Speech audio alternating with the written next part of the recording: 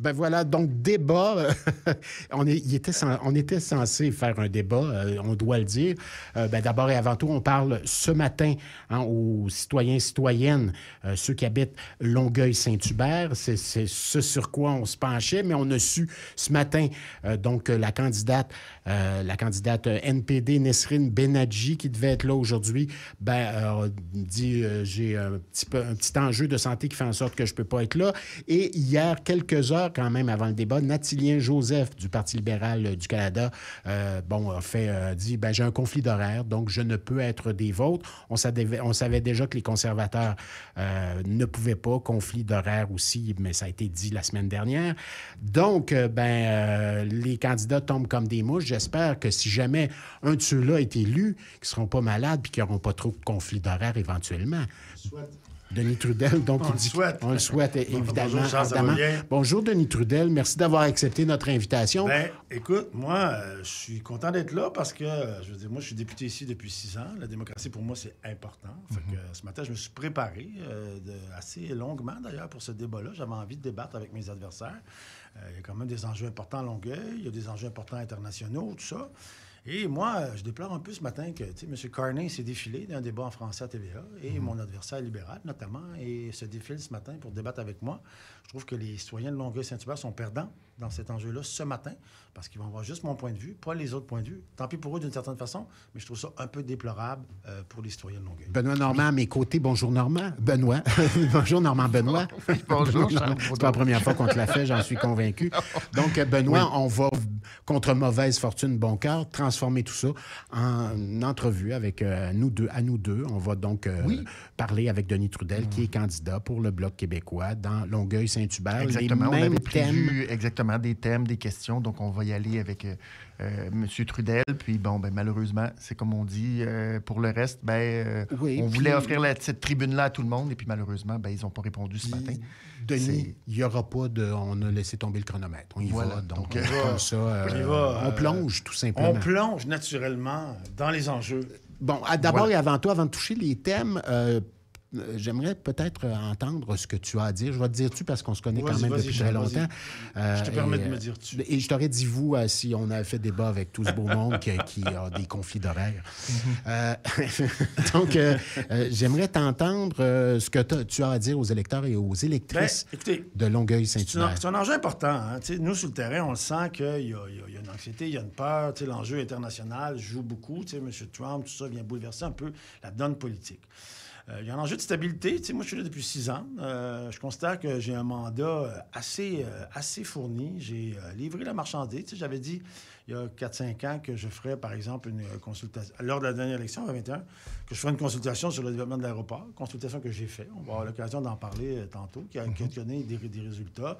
J'ai fait aussi une grosse tournée à travers le Québec sur la crise du logement pour documenter la crise. J'étais arrivé avec 12 recommandations, dont une, d'ailleurs, on aura l'occasion d'en parler, a été gardée par le gouvernement libéral. J'avais rencontré le ministre, M. Fraser, ministre du Logement, avec mon rapport. Il était très impressionné. Bon, on a parlé des différentes mesures qu'on pourrait mettre en place. Il y a une crise du logement carabiné, là. Moi, je déplore un peu qu'on est dans Trump, mais les gens à Longueuil ont de la misère à se loger en ce moment. Ça reste un enjeu important. J'ai aussi, évidemment, fait un sommet sur les médias. Ça aussi, c'est un enjeu, hein, le financement de nos médias ici au 103,3, on le sait, Courrier du Sud, TVRS, les médias locaux. Si on veut pouvoir se raconter nos histoires, il faut pouvoir financer correctement nos médias locaux. Fait que, il y a un enjeu. Les revenus publicitaires s'en vont vers les GAFAM. Hein, donc c'est ce qu'on voit dans les dernières années. Donc, il faut trouver une façon de redistribuer cet argent-là pour pouvoir que les gens de Longueuil aient une radio comme ici qui est en forme, en santé, pour pouvoir avoir des formations. Et donc, c'est ça. Donc, j'ai été présent pour mes citoyens. Je pense que les gens le savent, me connaissent. Les gens m'appellent par mon petit nom quand je les croise dans la rue. J'ai fait des cérémonies d'accueil de citoyenneté avec des milliers de personnes, des gens qui sont devenus citoyens canadiens dans les dernières années. Moi, je les ai accueillis au Québec avec une cérémonie où je leur donnais un certificat de citoyenneté, un drapeau du Québec. On parlait du Québec, on chantait des chansons du Québec parce que le Québec est une nation ayant d'autres valeurs que le Canada. Et c'est important pour moi de les accueillir comme il faut au Québec, mais aussi à Longueuil. Donc, tout ça, c'est mon mandat. On pourrait en parler encore plus, mais tu sais, bon, je pense que j'ai été présent. Puis je pense aussi qu'il y a un enjeu. Tu sais, si on parle il y a un enjeu majeur qui est M. Trump, je pense que, moi qui est là depuis 6 ans, qui connaît un peu le travail de député, qui connaît le terrain. Tu sais, je suis en lien avec la Chambre de commerce ici à Longueuil, M. Lévesque. Je suis en lien avec le développement économique Longueuil, Mme Julie Etier. On a parlé des PME, des dangers qu'il y a, peut-être des pertes d'emploi, il y a de l'instabilité, il y a un peu de la crainte des investisseurs. Donc, je suis en contact avec ces gens-là. J'ai parlé aux gens de Pratt & Whitney, j'ai parlé à Erudeftech, à ArcelorMittal, voir un peu quel est l'impact concret de ce qui arrive en ce moment internationalement pour des gens de Longueuil. C'est important, l'aérospatiale, c'est 8 000 emplois ici à Longueuil. Hein? C'est 8 000 emplois.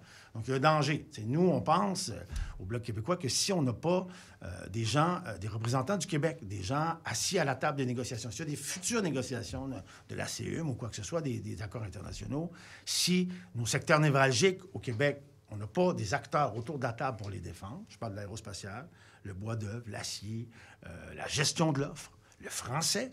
M. Donald Trump a dit, et M. Carney, qu'il contesterait la loi 96. Pour eux, c'est un problème.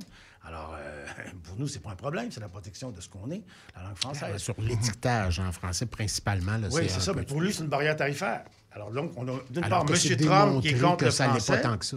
Comment? Alors que c'est démontré que ça ne l'est pas du tout. Oui, je sais, mais non, mais c'est perçu comme tel. C'est perçu comme tel par M. Trump. Et M. Carney a clairement dit qu'il allait attaquer la loi 96 en Cour suprême, qu'il allait financer, avec notre propre argent, une loi qui est fondamentale pour l'avenir du Québec, la protection du français. Donc, qui va parler pour ces enjeux-là? Qui va parler pour le Québec? C'est l'enjeu de la prochaine campagne. Moi, je me positionne comme le gars de la continuité, le gars que vous connaissez depuis 5-6 ans, qui va être là pour affronter cette période de turbulence. Denis Trudel, donc candidat pour le Bloc québécois dans Longueuil et Saint-Hubert. Une première question. Oui. On va faire un premier bloc, si tu veux bien, Benoît Normand. Donc, on parle de transport aérien et de pollution. Après ça, il y aura un petit bloc pub. Oui. Parce qu'il faut payer ici l'électricité, évidemment. On n'a pas encore réglé la question. Non, vous l'avez mentionné il y a quelques instants. Vous avez fait une consultation publique sur le développement de l'aéroport Saint-Hubert, ce qui soulève encore naturellement beaucoup d'inquiétudes en matière de pollution sonore environnementale. Donc, la première question que je vous poserai, c'est comment le gouvernement doit encadrer ce projet de développement de l'aéroport pour protéger justement les citoyens de Longueuil. Écoute, moi, j'ai pris position juste une semaine avant. Bon, dans la consultation que j'avais faite, ce qui sonnait très fort des citoyens, c'est que ça prend de l'acceptabilité sociale. Là, on parle de 100 vols par jour, peut-être des millions de passagers, de visiteurs éventuellement. Donc, il faut parler aux infrastructures. Il faut s'interroger sur nos infrastructures de transport à Longueuil pour amener ces gens-là à l'aéroport. Est-ce qu'on est là? Et 100 vols de plus par jour au niveau sonore, au niveau de la pollution. Tu sais, l'aéroport, c'est déjà un problème. Bon, là, grâce à ma consultation, entre autres, on a mis fin aux vols de nuit. Les vols de chrono, ils ne sont plus là. Déjà, c'est un héritage majeur des citoyens. Mais là, si on amène 100 vols de plus, comment penser que... Alors moi, j'ai mis de la pression une semaine avant l'élection. On a envoyé un communiqué, d'ailleurs, avec Noémie Rouillard, qui est candidate dans Saint-Bruno-Lacadie, pour demander à l'aéroport, ils sont où les études? Ils sont où les études sur le bruit puis sur la pollution? Là, on nous dit que les avions de Porter qui s'en viennent sont plus performants au niveau de la pollution puis au niveau du bruit. Moi, je demande à voir. Je demande à voir. On ne demande pas, nous, l'arrêt du projet, mais on va juste dire, OK, mais vous nous aviez dit qu'il y aurait des études. Ils ne sont pas encore là. Les citoyens ne sont pas informés en ce moment de ce plan-là. Alors, donc, on veut savoir, ça prend de la transparence, on veut de l'acceptabilité sociale. Donc, moi, je m'attends... Tu sais, bon, il faut que je le dise, quand on a fait notre consultation, la direction de l'aéroport qui était là avant n'était pas très collaboratrice avec nous. Ceux qui sont là, M. Gagnon, notamment M. Perruque-Diamond, on a une bonne collaboration avec eux. Ils connaissent mes positions. Et moi, je prends le parti des citoyens qui pourraient, les riverains de l'aéroport, qui pourraient être impactés le plus, en fait, par ce développement-là.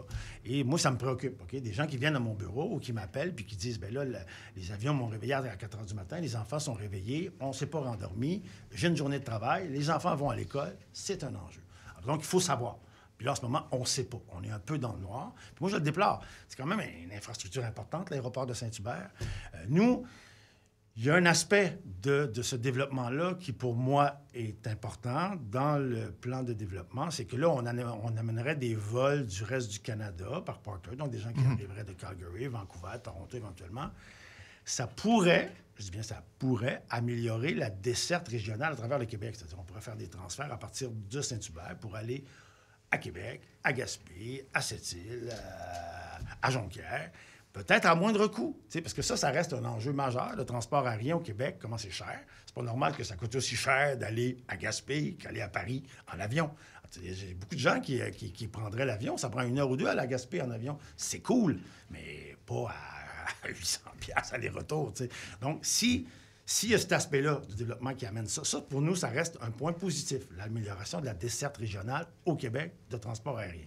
Mais ça ne doit pas se faire au détriment du vivre ensemble ou de l'acceptabilité sociale qu'il pourrait avoir pour les gens qui vivent autour de l'aéroport. Denis Trudel, on le rappelle, est le seul participant à ce débat, qui est candidat pour le Bloc québécois dans Longueuil-Saint-Hubert. Favorable, Denis Trudel, à une intervention plus forte du fédéral en matière de régulation du marché immobilier. On parle, c'est une question, ça, dans le... Là, on vient de dans le secteur, dans le secteur aérien, mais je voulais aller là. En fait, la question qui était posée, qu'on voulait poser, c'est favorable, je l'ai lu comme ça littéral, je suis désolé, Denis, ce qu'on voulait poser comme question, est-ce qu'il faut faire payer les gens qui utilisent l'aéroport pour faire en sorte que les citoyens qui habitent autour de l'aéroport, qui soient rétribués parce qu'il y a des pertes monétaires possibles. On parle du secteur immobilier, entre autres, quand vient le temps de vendre une maison, quelque chose, si on reste à côté de l'aéroport, on peut être pénalisé. Est-ce que c'est déjà une piste de solution qui avait déjà été apportée? Écoute, ça pourrait être intéressant. C'est sûr qu'il faut réfléchir. Nous, on a déjà demandé à l'aéroport d'un engagement qui est assez ferme, en fait, de carboneutralité des activités de l'aéroport, en tout cas au niveau de l'environnement. C'est-à-dire, si notamment l'aéroport pollue, disons-le de même, franchement, si les activités de l'aéroport polluent plus, c'est moyen que l'aéroport fasse sa part pour, par exemple, planter des arbres à Longueuil, pour compenser un peu, pour que les activités de l'aéroport soient carboneutres. Ça serait une piste vraiment intéressante. Maintenant, s'il y a un impact, ça reste à démontrer. Je veux juste le dire, quand on a fait notre consultation publique sur l'aéroport, l'impact sur le parc immobilier, c'est-à-dire sur le prix des maisons autour de l'aéroport, ça reste quelque chose d'assez mitigé. C'est pas si clair que ça que les maisons qui sont dans le rayon autour de l'aéroport sont nécessairement moins chères. OK? Ça n'a pas été démontré, ça. Ça n'a pas été démontré clairement. OK? Il pourrait en avoir un, mais c'est pas si clair, c'est pas si net que ça, que dans le rayon où ça fait beaucoup de bruit, ou par exemple les écoles de pilotage, où le prix des maisons est 20 moins cher, c'est pas vrai. OK? Au moment où on se parle, c'est pas vrai. Okay. Il y avait quelqu'un qui était venu lors de la consultation pour dire, avec des nuances, là, mais c'est pas aussi vrai qu'on pourrait s'y attendre. Donc, avant de faire des mesures, il faudrait constater si c'est réel ou pas. Dernière question avant d'aller vers les pubs. On parle de transport aérien et de pollution et non d'immobilier. Justement, est-ce que l'industrie aérienne devrait être davantage réglementée? Donc, au niveau des nuisances sonores, au niveau des nuisances environnementales, est-ce qu'on devrait pousser plus loin de la réglementation? Clairement. Écoutez, l'industrie, l'aérospatiale, l'aéronautique, c'est 3 % des gaz à effet de serre dans le monde. Okay? Donc, je pense que j'avais vu une statistique à un moment donné que si l'industrie était un pays, il serait le 11e pollueur mondial. Fait que là, on est là-dedans. Fait que, c'est sûr qu'il y a beaucoup de gens qui disent on devrait plus prendre l'avion, moins voyager, tout ça. Sans être aussi radical, moi, je pense qu'il faut pousser vers l'industrie. Puis ils le font. Hein? C'est-à-dire qu'en ce moment, chez Pratt, on travaille sur des moteurs hybrides, électriques, kérosène. On n'est pas encore à l'ère d'avoir des moteurs électriques pour aller en Europe. Mettons, on va voir ça de notre vivant, tu penses? Bien, je ne pense pas. Parce qu'en fait, c'est pas tellement le moteur. Le problème, c'est l'énergie que ça prendrait pour propulser ça. Ça prendrait une batterie qui pèse à peu près 8 fois l'avion. Fait que pour le moment, on ne réussit pas à rentrer ça dans un cube, mais qui dit qu'on n'y arrivera pas dans 25 ans. Pour le moment, ils utilisent des moteurs électriques pour... même les avions, ils ont beaucoup de moteurs électriques pour tout ce qui est la machinerie à l'intérieur des avions, mais pas pour la propulsion. Il y a des petits avions.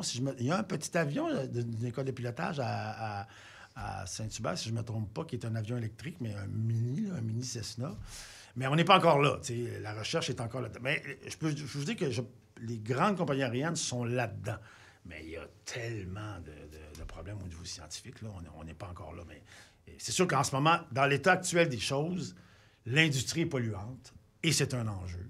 Et ils sont au courant, ils font des gestes Probablement pas assez vite, mais je pense qu'on pourrait leur pousser dans le derrière, ça c'est sûr. On s'arrête un petit peu là-dessus. Au retour, on va parler logement abordable, Denis Trudel. On le rappelle, il n'y a pas de débat ce matin. En fait, Nathaniel-Joseph du Parti libéral du Canada, de même que Nesrine Benadji du NPD, qui devait être à nos côtés, ont déclaré forfait. Voilà. 9h23, toujours avec Denis Trudel, candidat dans Longueuil-Saint-Hubert. Il devait y avoir débat. Il n'y en a pas. Alors, mais c'est pas grave, on a décidé ici au FM 103.3 de quand même faire une entrevue avec le candidat qui s'est présenté. Les deux autres devaient y être et ils ont déclaré forfait. Alors, on a décidé quand même d'aller de l'avant avec Denis Trudel et on apprécie ta présence ici, Denis Trudel. Merci infiniment. Merci infiniment de m'avoir accueilli. On parle de logement abordable maintenant, Benoît Normand. Oui, parce que les coûts de logement explosent et il y a de nombreux citoyens qui peinent à se loger. Alors, M. Trudel, si je vous demandais comment le gouvernement devrait utiliser les fonds fédéraux pour améliorer la situation. Bon, premièrement, là, moi, je veux juste dire que j'ai fait, je l'ai mentionné tantôt, là, j'ai fait une tournée à travers le Québec pour documenter la crise du logement. Ça me semblait un enjeu vraiment important. Je n'étais pas de parole du parti, d'ailleurs, en matière de logement et d'itinérance. Je suis parti à travers le Québec, j'ai rencontré 600 organismes qui représentent 15 000 personnes. J'ai un document de 150 pages, disponible d'ailleurs pour tous les auditeurs. C'est disponible sur mon site web de campagne, tout est là. Le rapport de la consultation publique aussi est là. Bon, c'est un rapport, il y a un rapport de 150 pages, il y en a un qui est un résumé de 20 pages avec 12 recommandations que j'ai présentées. La première recommandation, en fait, en ce moment, là, ce qu'on constate, c'est les délais qui sont absolument débiles. Il faut construire, juste pour donner une idée de l'enjeu, il faut construire 1 million de logements au Québec d'ici à peu près 7-8 ans pour revenir à un point d'équilibre dans le marché. Il ne faut pas juste construire des logements, il faut construire des logements que les gens peuvent se payer. Tu sais, le thème de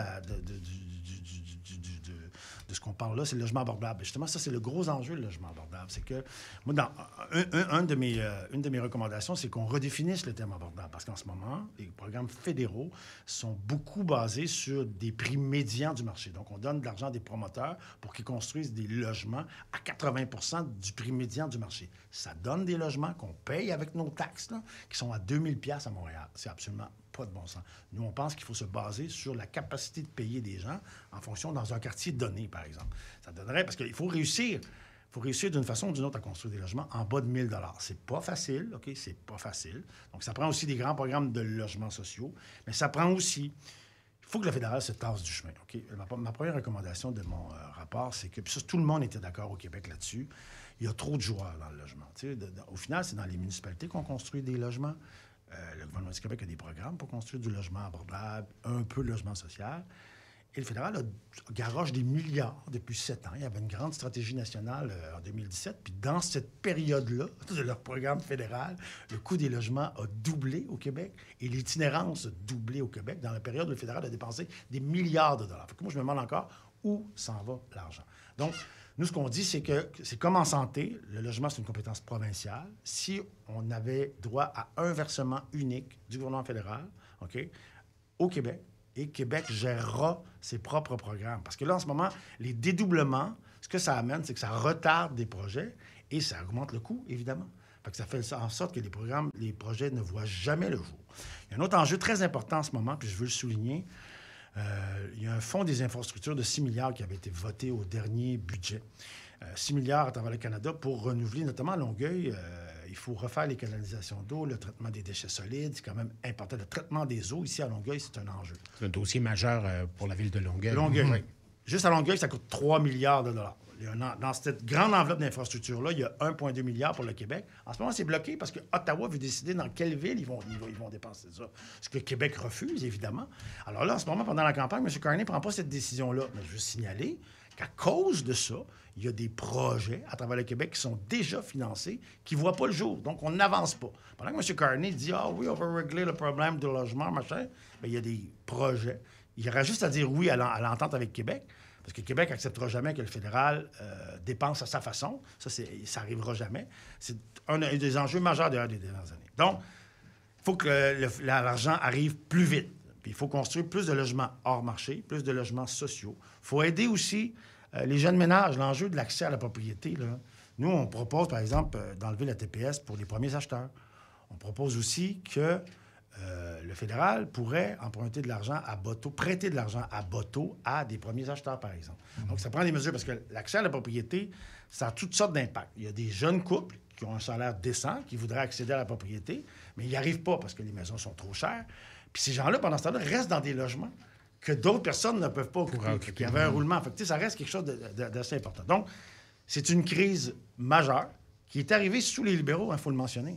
Il faut vraiment le mentionner. Moi, j'ai vu les libéraux annoncer une espèce de patente à gosse qui s'appelle « Bâtir Maison Canada », je ne sais pas trop, où ils vont investir des milliards de dollars pour des maisons préfabriquées. Qui est devenu Maison Canada, là. Ça a été changé. Oui, Google. Non, mais c'est parce qu'ils présentent ça comme la septième merveille du monde. Tu te dis, mais vous étiez au pouvoir dans les 10 dernières années. Pourquoi avez-vous pas lancé ce programme-là il y a 2 ans, il y a 3 ans? Ça reste une crise importante. Il y a beaucoup de détresse dans la population. Là. Tu sais, moi, des gens ici à Longueuil qui habitent à 17 dans des 4,5, je m'excuse, mais je ne l'accepte pas. OK? On parle d'immigration réussie. Là. Ça, c'est des familles immigrantes là, qui vivent dans un 4,5 à 17. Moi, je sais qu'à travers le Québec, il y a des aînés, il y a des mères monoparentales et il y a des gens issus d'immigration qui dorment dans des tentes, OK? Sur le bord des rivières. C'est un enjeu majeur. C'est un enjeu important. Et moi, Trump, tant que tu voudras, puis c'est d'accord, puis on en parlera tantôt des mesures qu'il faut mettre de l'avant pour protéger nos industries, mais ça prend des mesures rapides pour faire face à cette crise du logement-là. Puis moi, ben, dans mon rapport, j'avais 12 mesures, puis je continue à penser que ces mesures-là sont importantes puis qu'il faut les mettre de l'avant le plus rapidement possible. Question, Benoît?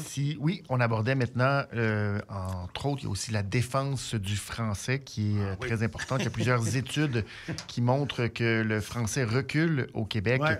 Donc, quel est le rôle ou quel rôle le gouvernement fédéral devrait jouer pour protéger et promouvoir le français? Moi, je suis venu en politique pour la défense du français. Hein.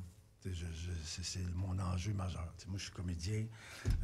C'est mon outil de travail. C'était mon outil de travail. Puis le français recule partout au Canada. Juste une statistique là, que les gens ne savent peut-être pas, là, mais le français est la 8e langue parlée à Vancouver, la 11e à Calgary et la 17e à Toronto.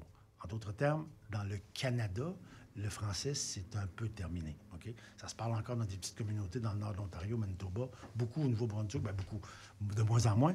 Mais au Canada, au Québec, on est menacé.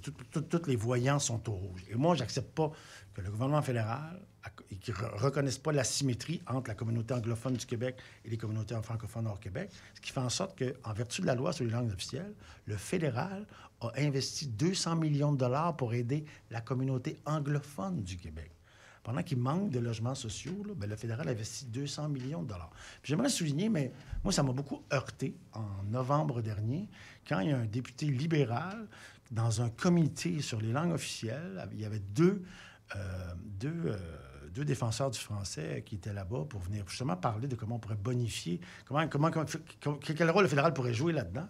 Bien, ils se sont fait traiter de mangeux de marde par un député libéral. Alors, c'est quand même, tu sais, on sent Puis là, bien, M. Carney a annoncé qu'il contesterait la loi 96 avec notre propre argent. Ça, c'est quand même quelque chose. Puis là, ce matin, j'ai même pas d'adversaire pour débattre de cette question fondamentale. Le français est en danger, les amis. Le français est en danger. Alors, il faut arrêter d'investir pour promouvoir l'anglais au Québec. Il faut, de toutes sortes de façons aussi... Bon, il y a tous les enjeux des GAFAM, comment financer la découvrabilité du contenu francophone sur les plateformes, faire en sorte que nos jeunes puissent écouter... Je n'ai rien contre qu'ils écoutent Netflix, mais que sur Netflix, on puisse voir des séries québécoises qui sont à la mode en ce moment. Alors, tu sais, il y a toutes sortes d'affaires, de gestes qui peuvent être posés pour protéger le français. Ultimement, puis je vais le dire ce matin, c'est pas l'enjeu de cette élection, mais je pense que la seule façon de protéger le français au Québec de façon pérenne, c'est l'indépendance du Québec. C'est de se donner tous les pouvoirs d'un État pour faire en sorte qu'on puisse, à tous les niveaux d'un gouvernement, investir pour protéger notre langue et notre culture. Il ne faut pas oublier que la langue, c'est pas juste passe-moi le sel, puis on va-tu au restaurant ce soir? Ça charrie des traditions, une manière de vivre, des valeurs, des intérêts, toute une histoire d'occupation du territoire depuis 400 ans. Donc, puis une langue qui meurt, c'est une perte pour toute la diversité de l'humanité. Puis c'est très, très, très, très important. Fait que moi, je suis très inquiet. Puis en ce moment, je constate que le fédéral nuit à ce combat-là de la survie du français au Québec. M. Carney, entre autres, qui, quand il a redéfini son cabinet, aussi a laissé tomber un ministère qui défendait aussi le français. Bien, en fait, le premier geste de M. Carney, ça a été d'abolir le ministère de la Condition féminine, de la diversité et de la jeunesse. Et je peux vous dire que moi, ça, je l'ai entendu beaucoup chez les jeunes. Beaucoup de jeunes ont été heurtés. Notamment la condition féminine. C'est comme s'il disait, l'enjeu des femmes va attendre. Moi, je suis inquiet. Tu sais, le CALAC à Longueuil, là, le centre d'aide aux victimes... On les a reçus hier à ce sujet. Bon, à Caritas sexuelle va peut-être fermer ici à Longueuil. Alors, au même moment, j'ai un premier ministre en attente, peut-être à Ottawa, qui abolit le ministère de la Condition féminine en disant non, les femmes, c'est pas important. Les féminicides ont doublé à peu près au Québec dans les dernières années. C'est un enjeu important, les femmes, les violences faites aux femmes. Et je trouve ça très, très, très inquiétant. Puis la diversité aussi. Moi, j'aurais aimé ça parler à mon collègue libéral ici ce matin, comment il trouve ça, lui, en tant que personne issue de la diversité, que son propre parti ait aboli le ministère qui fait la promotion du vivre ensemble, en fait, de la diversité. Il n'est pas ici pour répondre à cette question-là, puis je trouve ça malheureux, parce que pour moi, c'est un enjeu important ici à Longueuil, le vivre ensemble, l'harmonie entre les communautés. Moi, j'ai fait beaucoup de gestes, j'ai tendu beaucoup de perches aux gens des communautés. Je continue pendant cette campagne-là. Je parlais tantôt de mes cérémonies de citoyenneté qui ont été importantes, suivies. Je rencontrais quelqu'un hier, d'ailleurs, j'étais allé voir le match de hockey au centre Jean-Béliveau. Longueuil jouait contre Saint-Hyacinthe, puis il y avait une madame là qui était à une de mes cérémonies de citoyenneté, puis elle me disait « Ah, Monsieur Trudel, on est content, vous nous avez bien accueillis, puis je suis content de vivre, puis j'espère que vous allez être réélu, puis tout. » Fait que ça a un impact, parce que les gens se sentent accueillis, se sentent... Tu sais, parce que le fédéral, quand il envoie les cérémonies de citoyenneté, ils font ça sur Zoom maintenant, hein, les accueils des citoyennetés. Là, ils t'envoient ton passeport par la poste, puis merci sur Zoom. Merci beaucoup, bye. Là, il y a des drapeaux du Canada partout. Mais moi, je pense que accueillir les gens dans la dignité, c'est le premier geste pour leur dire bienvenue au Québec, bienvenue dans cette nation qui est particulière, qui a d'autres valeurs. Fait que, il y a beaucoup d'enjeux à Longueuil, fait que moi, je suis là-dedans. Est-ce que dans le contexte économique, ce serait favorable que des sanctions soient aussi entreprises envers les compagnies qui ne respectent pas les langues, la loi des langues officielles? Ah, bien sûr. C'est sûr. Je dirais, il faut tout mettre en œuvre. Il faut tout mettre en œuvre pour franciser notamment aussi les milieux de travail. Ça reste toujours un enjeu. Il faut investir pour la francisation. Ça, c'est aussi le gros enjeu là, en ce moment. Je pense que le commissaire aux langues officielles que le ministère du Québec a nommé, il évalue à 13 milliards de dollars la francisation des immigrants sur le territoire. C'est quand même... Mais on n'a pas le choix. On n'a pas le choix. Ça passe par là. L'intégration passe par la langue. Sinon... Si au Québec, tout ce qu'on peut faire pour que les personnes issues d'ailleurs, que le message qu'on leur envoie, c'est ici, tu vas gagner ta vie en français, tu vas vivre en français, tu vas consommer de la culture en français. Tout ce qu'on peut faire pour que ça arrive, parce qu'on est toujours en concurrence avec l'anglais. Tu sais, quand tu te promènes à Montréal, si les affiches sont en anglais, si les postes de radio ont juste de la musique en anglais, si les cinémas affichent des films en anglais, puis si l'univers est anglophone, évidemment que les gens... C'est quelqu'un qui débarque d'un pays en guerre, qui débarque avec sa famille. Lui, il sait qu'il va devoir s'adapter de toute façon à une autre culture, une autre langue. Lui, il veut juste savoir dans quelle langue, c'est quoi, quelle langue j'apprends là, pour si je veux gagner ma vie, puis nourrir mes enfants, puis avoir un logement. Il faut que le message soit clair, mais qu'il vienne de partout, qu'il n'y a pas de demi-mesure possible. On ne peut pas contourner ça. Au Québec, ça se passe en français, autant les milieux de travail qu'au milieu culturel. Donc, il y a beaucoup de gestes qui peuvent être posés, beaucoup de travail qui peuvent être fait. Le fédéral peut contribuer, mais en ce moment, dans sa définition des langues officielles, pour eux, l'anglais est une langue minoritaire, ce qui n'existe pas. L'anglais n'est pas une langue minoritaire. Il n'existe pas une telle chose qu'une minorité anglophone menacée au Québec. Il y a seulement que le français. On est 3 % de parlants français dans la grande Amérique du Nord. Et on le sait, la culture américaine se rentre à pleine porte. Il faut faire tout ce qu'on peut faire pour contrer ça, puis pour pousser. Notamment pour aider les jeunes, aussi les jeunes qui parlent de plus en plus en anglais entre eux. Ben oui, je sais. Mais c'est ça. Mais tu sais, il faut... Ça aussi, ça passe par une présence du contenu francophone sur les plateformes. Vraiment, les jeunes sont sur les plateformes. Ils écoutent YouTube, ils écoutent Spotify, ils écoutent, tu sais... Si ça leur saute jamais d'en face, Hubert Lenoir et... Et pour être dans le coup, il faut que ce soit en anglais, forcément. Ben écoute... pourquoi le français serait pas à la mode? Moi, je veux dire, il n'y a pas de raison.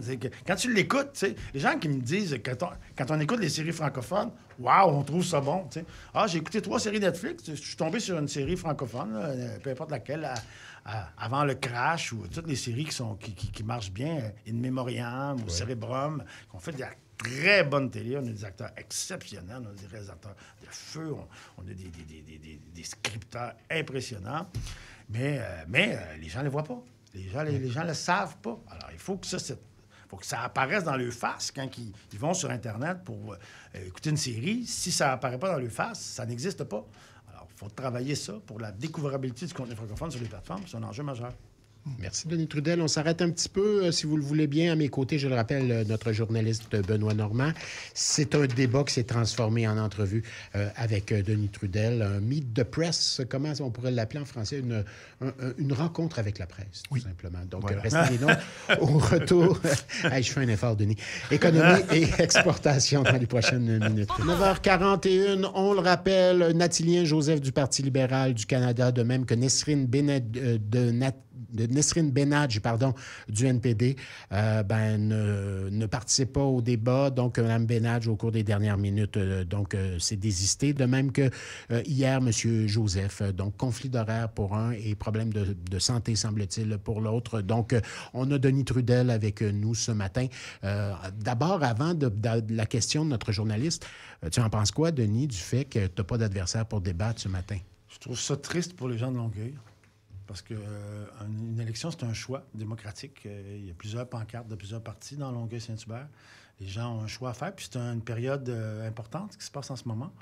Et malheureusement, on n'a pas les autres points de vue des autres partis. Fait que pour les gens de Longueuil, c'est quand même un manque à la démocratie. Fait que je suis triste pour les gens de Longueuil. On rappelle que les conservateurs et les Verts ont aussi été invités. C'était pas possible en ce qui les concerne. Moi, ce que je trouve, c'est que ça va comme c'est mené. Tu sais, M. Carney, le chef du Parti libéral, refuse de débattre à TVA, soi-disant parce qu'il n'y avait pas le 75 000 $, alors qu'on sait qu'il y a ça dans le fond de ses poches, M. Carney. Alors, il a peur de débattre. M. Carney a peur de débattre avec M. Poilievre et M. Blanchet en français. Et ce matin, mon adversaire libéral, Nathilien Joseph, semble avoir un peu peur de débattre avec moi. Je trouve ça triste pour les gens de Longueuil. Voilà. Donc, question. On parle d'économie et d'exportation, Benoît Normand. Un des thèmes majeurs de cette campagne électorale, c'est naturellement les tarifs douaniers américains, cette menace pour plusieurs secteurs économiques québécois. Donc, M. Trudel, si je vous demandais comment votre parti compte défendre les entreprises exportatrices ici? Écoute, c'est ça l'enjeu. Enfin, pour nous, un enjeu important que je parle beaucoup dans les rues de Longueuil. Les gens sont inquiets, effectivement, mais en même temps... Moi, je suis inquiet de comment un éventuel gouvernement majoritaire, quelle couleur qu'il soit, bleu ou rouge, parce qu'il n'y a rien qui est encore joué, pourrait défendre les intérêts du Québec. On va se le dire, M. Trump, s'il décide d'y aller fort, il va nous manger. Il va manger le Québec, il va manger le Canada. C'est juste un pays plus fort économiquement que nous. Donc, tout ce qu'on peut faire, c'est s'allier, faire des alliances avec le Québec, avec le reste du Canada, avec le Mexique ou d'autres pays européens. On essaie de faire front commun face à M. Trump. Mais nous, dans ce contexte-là, au Québec, on a des choses à mettre sur la table. On a des industries importantes, typiques du Québec, notamment l'industrie aérospatiale. Les gens, je ne sais pas s'ils réalisent, mais à Longueuil, à Montréal, c'est un des 3 pôles mondiaux de l'aérospatiale. C'est un des 3 endroits dans le monde où on construit un avion de A à Z. C'est quand même pas avec Toulouse et Seattle. Donc c'est quand même un secteur majeur. C'est 30 000 emplois dans la région de Montréal. C'est 8 000 juste à Longueuil. Là. C'est quand même important.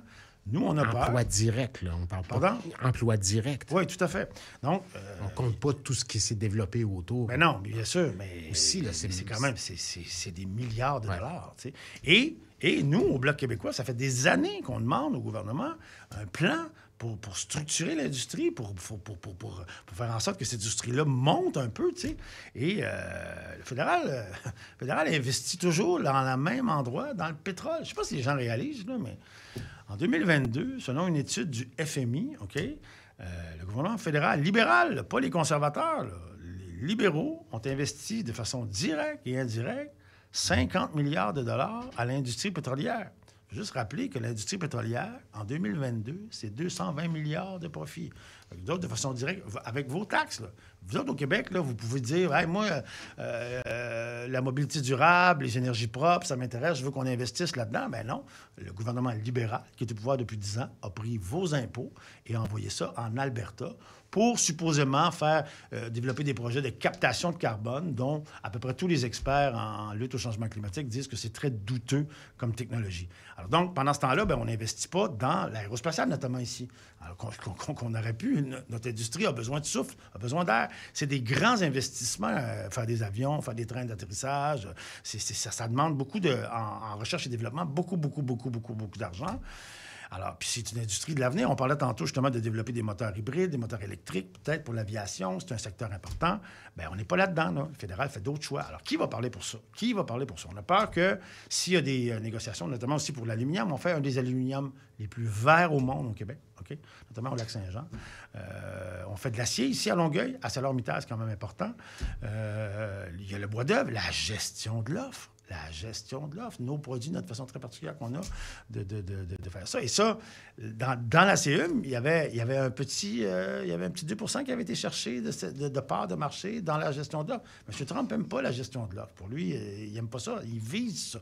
On parlait du français tantôt, mais il vise la gestion de l'offre. Donc, qui va parler pour protéger nos agriculteurs? Juste dire ici qu'on avait un projet de loi, nous, sur la table, dans la dernière législation, pour justement protéger la gestion de l'offre, dans les prochains accords internationaux, un projet de loi du Bloc québécois. Même les libéraux avaient voté contre, sauf qu'il y avait des amis de M. Trudeau au Sénat qui ont retardé les travaux, notamment dans un obscur comité des affaires étrangères du Sénat, qui a fait en sorte que le projet de loi n'est pas revenu devant la Chambre des communes et qu'on n'a pas pu le voter, notamment à cause du filibuste des conservateurs à l'automne, mais aussi de la prorogation du Parlement. On aurait pu le voter, là. On aurait pu, si la Chambre était rentrée en janvier, par exemple, au fin janvier, début février, on aurait pu adopter ce projet-là et ce serait terminé, ce débat-là. Il y aurait un projet de loi au Canada qui ferait en sorte que M. Trump ne pourrait plus toucher à la gestion de l'offre. Là, M. Carney, c'est dangereux. Les agriculteurs ont peur. M. Carney a dit l'autre soir, pas besoin d'un projet de loi, on va protéger, je m'engage à le faire. Mais qui peut faire confiance aux libéraux? Qui dit qu'il ne va pas protéger le pétrole de l'Ouest, l'industrie automobile de l'Ontario, aux dépens de nos industries névralgiques? Nous, on ne fait pas confiance aux libéraux. On ne fait pas confiance aux libéraux. C'est une série de promesses non tenues. On peut parler des... Je me rappelle, en 2021, M. Trudeau parlait de planter 2 milliards d'arbres. On sait aujourd'hui qu'il y en a à peu près moins de 1 % de ces 2 milliards d'arbres-là qui ont effectivement été plantés. T'sais. On ne peut pas faire confiance aux libéraux pour parler pour le Québec. Il faut faire très attention. Il faut se rappeler. Hein.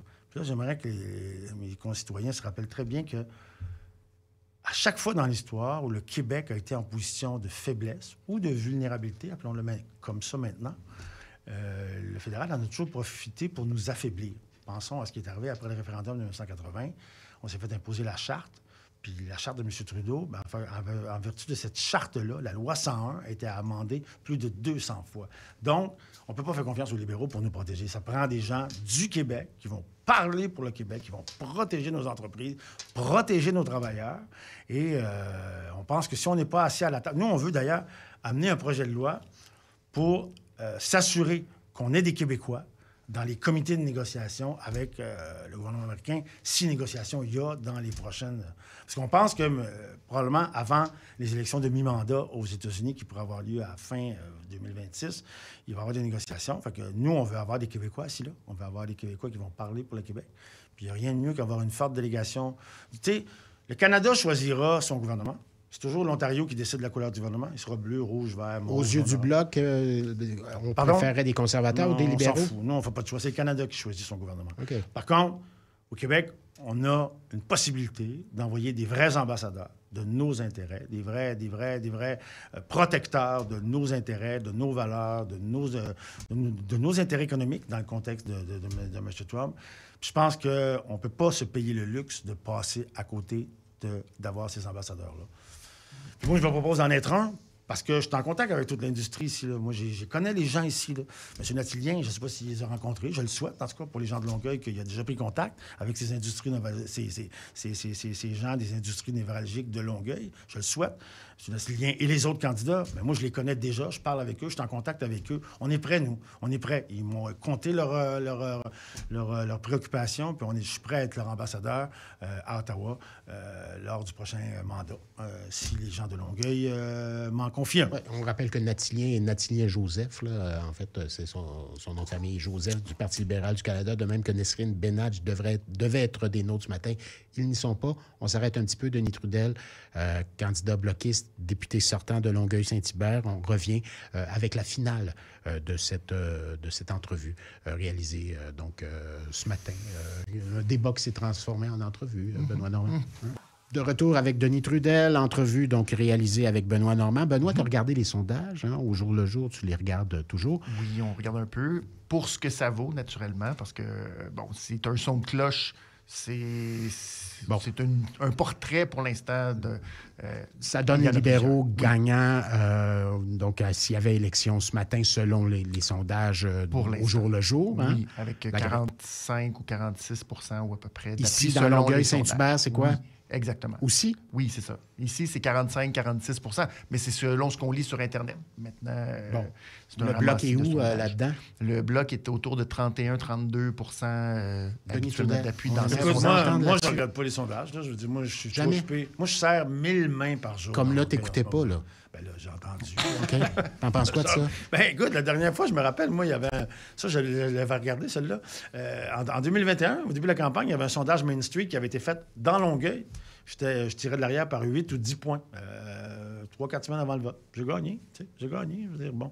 Alors, tu sais, moi, je continue. Écoute, je vous le dis, là, moi, je fais une campagne de volume. Je rencontre des gens, 1000 personnes par jour. Il y a des journées, là, en fin de semaine, devant les Walmart, les épiceries un peu partout à gauche. Je vais voir mon monde. Je rassure les gens. Je sers 1000 mains par jour. J'ai des discussions. Je suis au métro Longueuil. On rencontre, on parle au monde. On parle de tous les enjeux qui les concernent, Trump, machin. Puis on calme les gens. Puis on dit, ça nous prend des ambassadeurs. Moi, je continue à marteler mon message. Tu sais, ils sont là, c'est une affaire, mais ça, il y a beaucoup d'industrie du commentariat, du sondage. Là, bon, à un moment donné, moi, j'ai pas de temps à perdre avec ça. Moi, je m'occupe des gens de Longueuil en ce moment. Puis il y a un danger en ce moment pour les gens de Longueuil. Je suis en danger pour la démocratie, là, mais moi, je trouve ça... Quand même, je veux le répéter, là, ils sont pas ici, mes adversaires. Ce sont des gens, des adversaires, les as-tu déjà rencontrés? J'ai rencontré... oui, je les ai rencontrés. On a rencontré la mairesse il y a une couple de jours. Il était là. On a eu cette rencontre-là. Ça a été assez... Ça a duré 1 heure. C'est la seule fois que je les ai vus. Puis là, ils sont pas ici ce matin pour débattre, pour dire leurs idées aux citoyens de Longueuil-Saint-Hubert. Je le répète, je trouve ça triste pour les gens de Longueuil. Je trouve ça triste pour la démocratie. Puis c'est à l'image, encore une fois, de leur chef, M. Carney, qui se défile. Il pense faire une campagne en se défilant du Québec. Je trouve que ça dénote un certain mépris de la population. Pour M. Carney, un mépris du Québec, carrément. Alors moi, je continue ma campagne, une campagne positive.